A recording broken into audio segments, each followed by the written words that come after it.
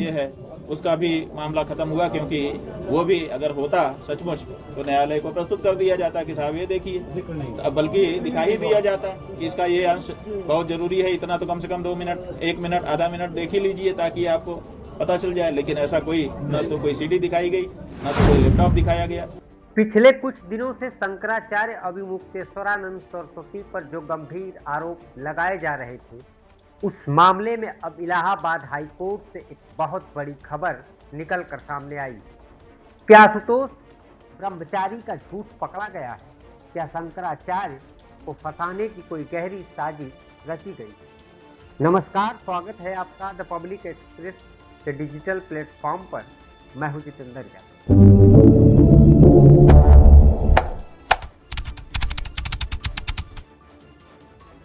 Allahabad high court ने इस पूरे मामले में की सुनवाई करते हुए शंकराचार्य अभिमुक्तेश्वरानंद और उनके शिष्य की गिरफ्तारी पर फिलहाल रोक लगा दी। कोर्ट ने साफ निर्देश दिया है कि मार्च के तीसरे हफ्ते तक उन्हें गिरफ्तार नहीं किया जाए। लेकिन सबसे ज्यादा चौंकाने वाली बात कोर्टरूम के अंदर हुई, जहां खुद सरकारी वकील यानी एडिशनल एडवोकेट जनरल ने एक ऐसा बयान दिया जिसने इस पूरे केस की बुनियाद को हिला के रख दिया। सुनवाई के दौरान सरकारी पक्ष ने कोर्ट में स्वीकार किया कि जिन बच्चों या बटुकों के शोषण का आरोप लगाया गया है, वे कभी शंकराचार्य जी के विद्या मठ आश्रम में रहे ही नहीं। जानकारी के मुताबिक वे बच्चे हरदोई में किसी दूसरी संस्था में रहकर परीक्षा दे रहे हैं। अब यहाँ सबसे बड़ा सवाल उठता है कि जब बच्चे आश्रम में कभी थे ही नहीं तो शोषण की ये कहानी किस आधार पर गढ़ी गई? इतना ही नहीं, हाईकोर्ट ने आशुतोष ब्रह्मचारी के रवैये पर भी सख्त नाराजगी जताई।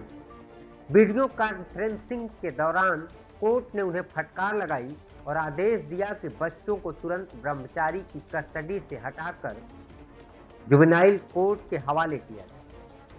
शंकराचार्य के वकील ने कोर्ट में आशुतोष ब्रह्मचारी की पुरानी क्रिमिनल हिस्ट्री भी पेश की, जिससे उनके दावों पर बड़े सवाल खड़े हो गए।